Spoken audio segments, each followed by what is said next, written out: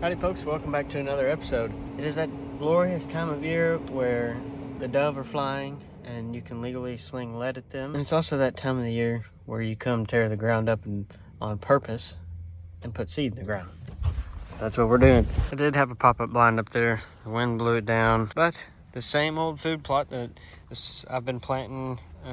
This will be the third year that I've planted it. It's roughly like a third acre, I believe. I don't remember now. It's been so long since I mapped it all out and fenced it off and all that good stuff. But this being the third year that I've planted it, the first year, the deer came in and completely wiped it out before I ever even got an opportunity to hunt over this thing. And then we got a really good hard freeze early on in the year, and it completely killed off all the oats. That's typically what I plant. A lot of people will plant oats. A lot of people plant wheat. It just kind of depends on what your deer like or what they want. I started out with oats here just because it was easy, and the deer have always loved it here. So that's what I'm doing. Once again, for a third year in a row, we got 5 inches of rain in the last week or so, which has been huge because we've been in a drought for like the last 4.5 or 5 months with basically zero rain. And then we get it all at once, but I'll take it. It's been a couple of days, I'd say probably 2 or 3 days since it last rained here. Actually, it rained here yesterday. But either way, the sun's been shining all day. And this this ground is not muddy, but it's what I'd call perfect for disking and planting conditions. I don't have any seed or fertilizer, but I'm going to work on that here in the next few days. For now, this afternoon, well, the entirety of this video is going to be putting in a food plot. I film it every single year, but I just don't think I've ever really done an in-depth how-to. What I do is I'll come through here and I'll plow. That's pretty simple and basic. Here's what I've got. I do this on a side-by-side. I could do it with a tractor, but I do it with the side-by-side just because this is such a small area. So here's the disc that I have. I do not remember the brand. At least it's made in the USA. This thing's been modified. So before, whenever I bought this thing, all it was you had the harrow up front. You just have the 2 rows of harrows. You've got the front and the back. I picked this up from like a Orscheln's, however you want to say that. It's like a Tractor Supply, basically. Tractor Supply has them too, I think. And this was one of the more top-end versions that they had. They have some really cheap versions. You can get them on Amazon, surprisingly enough, or you can basically spend as much as you want to spend on one of these things. If I remember right, about 3 years ago, give or take, whenever we got this thing, it was about $800. So I brought it out here, and this little section that's all fenced off that you guys can see, it was virgin ground, never been plowed before, just been grazed by cattle and deer and everything else. So I started out with just the disc and took off out here and was just scratching the surface. It was dry, but it was pretty hard ground. So what I ended up doing is I took some 2-inch rigid conduit here and here and there, and I welded that at the 4 corners. There used to be one over there, but it rusted and fell off. I didn't paint it in time. It's painted now. But I just need to weld that one back on. This right here is 10-inch, just standard square tubing, just like large heavy wall stuff. And then I took some thin plate right here on the bottom. I welded that up, mixed concrete, and dumped it in there. Now I don't remember how much weight that added to it, but whenever this thing is completely built up, because I did a tall post here and a tall post up there, and then shorts here and there. So I do 2 on the tall ones, and the short ones get single blocks, basically weights, whatever you want to call them. And then that one up there has 2. So it's an additional 3 weights, if you will. Once I added the weight to the top of this thing, it has performed awesome. I have 0 troubles with this thing. Keep it greased, keep the tires aired up. It's awesome. It pulls great, and I'm pulling it in a Can-Am. This is like a 900, HD 900, or HD 9. So it's like a 900cc, I think, something like that. Anyway, this is the setup. It's just a single cab, bone stock, plain Jane Can-Am, and then the disc. It works great. for me, and that's just going to be kind of what this is. I'm going to tell you how I do it, and you can take it as you will. This works for me year after year. I'm putting some pictures and some videos in for you guys, and what I've always done in the past, so long as I know that, or I see that there's rain in the forecast, even if there's not, what I'll do is when I'm planting this seed, I will mix fertilizer in with the seed, or what I'll do is I'll put all the seed out first and then come back with fertilizer and put some down. And I do it all with this handheld deal, Scott's Whiz. They should have picked a better name for that. You can adjust it with the dial on the front. It is battery operated. You pull the trigger, batteries are low, but this thing works awesome. For a 50-pound bag of seed oats, it normally takes me, I don't know, 20 minutes to do this entire section. I don't plant the entire bag of oats typically, just because I think a 50-pound bag is good for 1 acre. So I use typically like a half of a bag. I'll walk through here and I'll spread all the seed after I've disked and got the right depth and everything that I wanted. So when I'm starting fresh, whether it be virgin ground or it's just ground, like this food plot right here has been plowed. This is its 3rd time being plowed in 3 years. So what I do is with this disc, with this disc, you can do this with your tractor and a disc, however you want to do it. But if you'll notice, there is a lot of what I call mustard weed standing in here. Just weeds. There's doveweed, croton, all mixed into here. Some native grasses, but it's all pretty much burned off and dead because we've been in such a bad drought. But what I'll do, and I do this every year, is I'll come in here and I'll pull my wheels that give me my depth. I'll pull it up as high as I can. I want to get maximum depth, and I do that because I'm too lazy to come through here and mow this or spray it, mow it, whatever, and then wait for the wind to blow it away or for it to die off and then come back through and disc it. So I'll just go about as deep as I can get it. Now in these corners, whenever you're making your turns, I get down probably a good 6 inches, sometimes a little bit deeper. You can see these rows cutting through here. And right now, I'm about the length of my fingers. So I'm about 3.5 or so inches deep in these corners. I'll do this through the entire thing. And you're always going to be deeper in the corners with this kind of setup just because of the way it digs and how it all works. I will come through here over and over and over and over and over and over and over again. And I will make sure that this looks like all red dirt or black dirt. It's kind of a mix of a sandy loam over here. I'm putting in some pictures so you guys kind of have a representation of what I'm talking about. What I do after everything looks top notch, and of course it's going to be too deep. So what I'll do then, after I get it all plowed up, turned up, and almost powder on top, is I'll come through here and I'll drop these tires down, and I'll give myself about 1.5 inches that this disc can dig into the ground.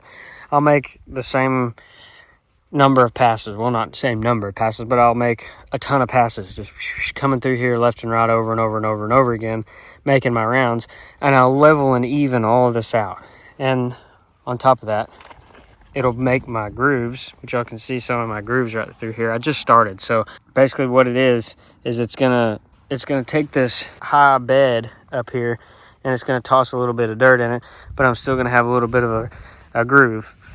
And what I'm gonna do is I'm gonna come back through and walk with that hand seeder. I'm going to seed all this, and then I'm gonna come back and I'm gonna back drag it, and that'll cover everything up. I just don't want super deep grooves. I wanted to share all this information because I had to learn all this kind of on my own with the help of Google and some friends and some family, and I finally got a process down that works well enough for me that it made it super successful. So I wanted to share this information with all of you guys and help you out, so maybe it's not such a hassle, or maybe you don't know anything about it and you want to do it, you just don't know how to do it or where to start. This little setup right here, if you already have a side-by-side, which a lot of people do, all you need is this disc. Or you don't have to spend that much money if you don't want to. You can find some versions of this disc that will work just fine for a couple $100. Although I will say, just like with anything else, you're gonna get what you pay for. And this thing is super heavy duty, very well built, and it's gonna last me for years to come, so long as I take care of it. I just started on this.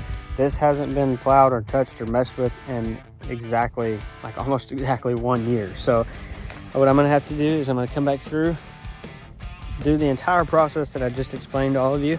And once I do that, I probably won't get it finished today, but I will be updating you guys. It's gonna take me several days to film this video, I guess is the best way to put it. In an accumulation of several days and me working on this, I will keep you guys in the loop with all this stuff. We are going to do it step by step, exactly how I would do it. And I will run this whole thing with updates throughout the season. So long as we get some rain, I should see great growth just like I do every year.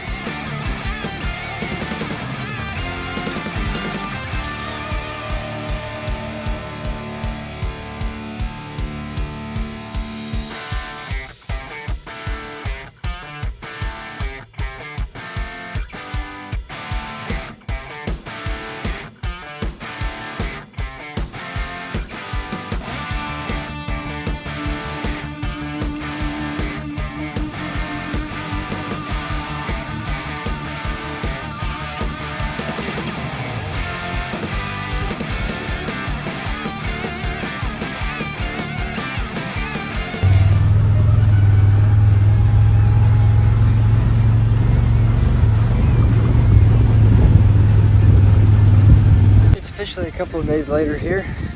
The time lapse that I had recorded that was going to be like the most satisfying, the coolest looking time lapse, didn't finish it. Like, it wasn't recording on my phone for some reason. I guess my phone got too hot and it just quit. And anyway, I don't know if you guys can hear me walking on this stuff, but it was, I mean, just a tad bit too wet whenever I was out here, and I kind of made some like deeper ruts and piled some mud up.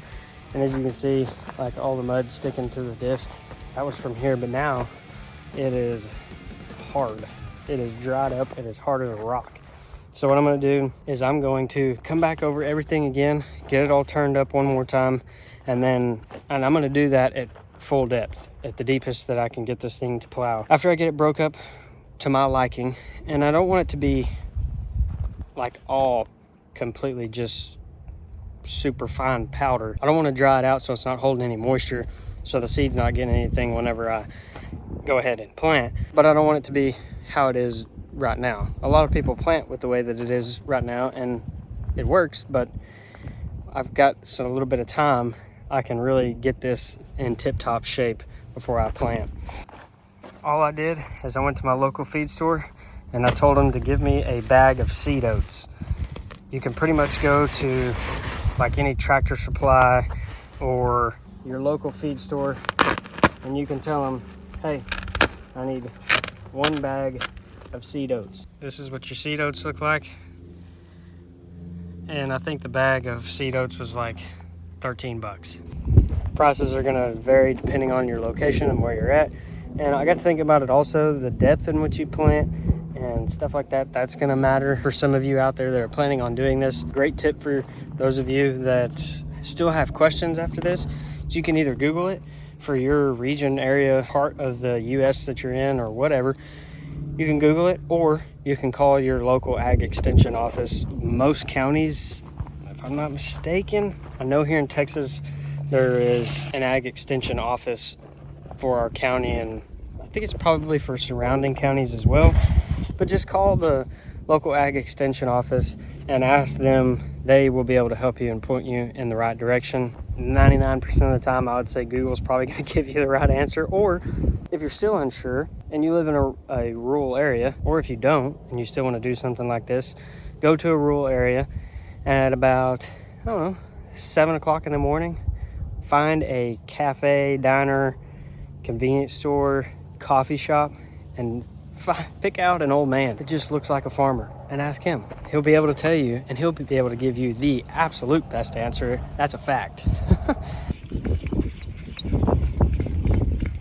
But it shouldn't take me too much longer. I think I've got about probably, I'd say, another hour in just running the disc around in circles, and I'll be ready to plant. We'll be able to bust out the seeder here.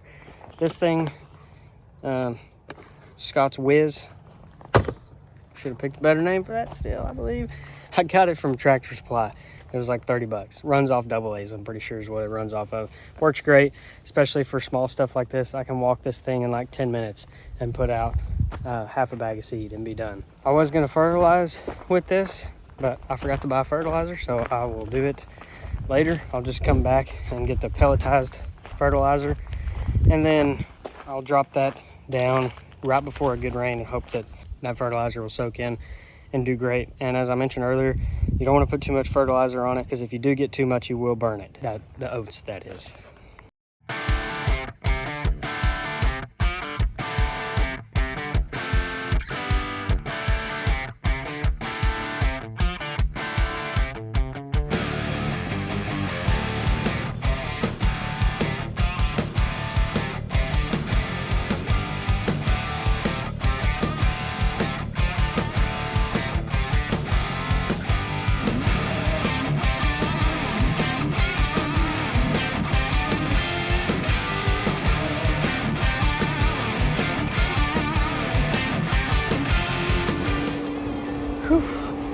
About an hour later, get a little stowed up, driving around. It's looking really, really good.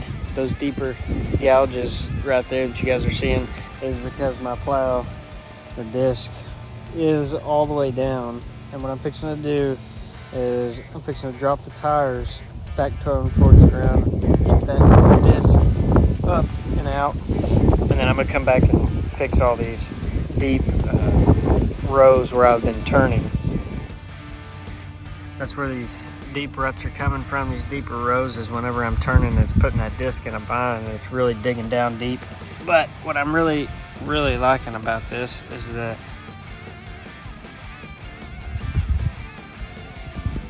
you see that dirt there, it's balling up, it's kind of sticking to my fingers a little bit. There's still a lot of moisture in the ground, and it's not super duper dry. It broke up really easy, really well. It's just about the right consistency. There's not too big of clods. It's just a really good seed bed.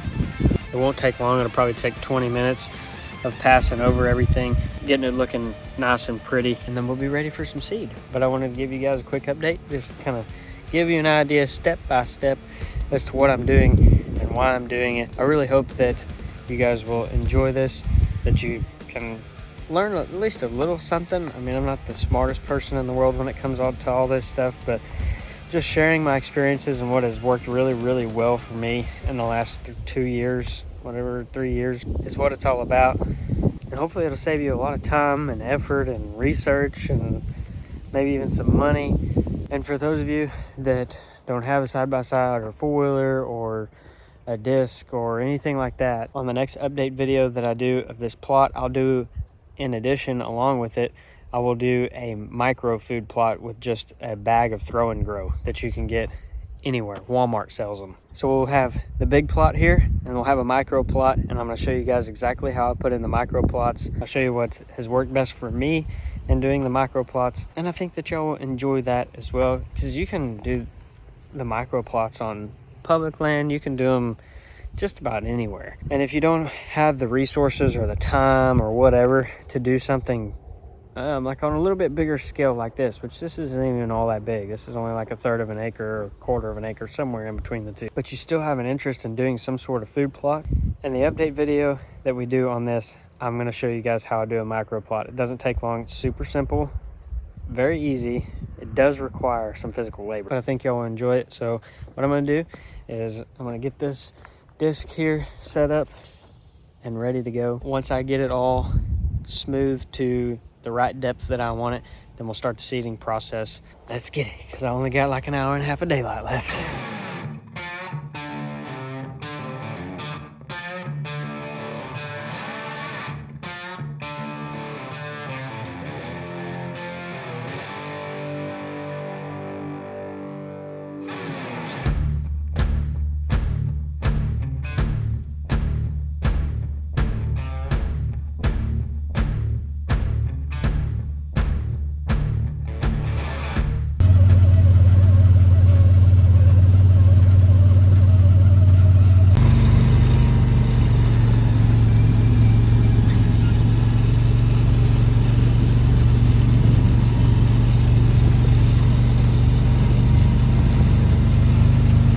Started to get a little bit late on me, but Dad and I, as you guys may have or may not have noticed, he came to give me a hand, and we ended up sitting in the buggy holding the Scott's Whiz and just dumping some oat seed in it, and I'll just drove around with the disc and the pipe attached to the back, and we sprayed the seed and covered it up at the same time. It actually worked out really well. I got that entire food plot smoothed up really well. It looks awesome, and I think it's gonna end up being a really great plot, just like it has been the last 2 years. Here in a couple weeks, or in the next time I see some rain chances, I'm gonna take some pelletized fertilizer out there. I'm gonna put it in my handy dandy Scott's battery powered sprayer. I think that's probably a better name for it, spreader, whatever. And we're gonna dump some fertilizer out there. I'm not gonna do anything except for just walk over the top of it. I probably won't drive it. I'll just walk it this time.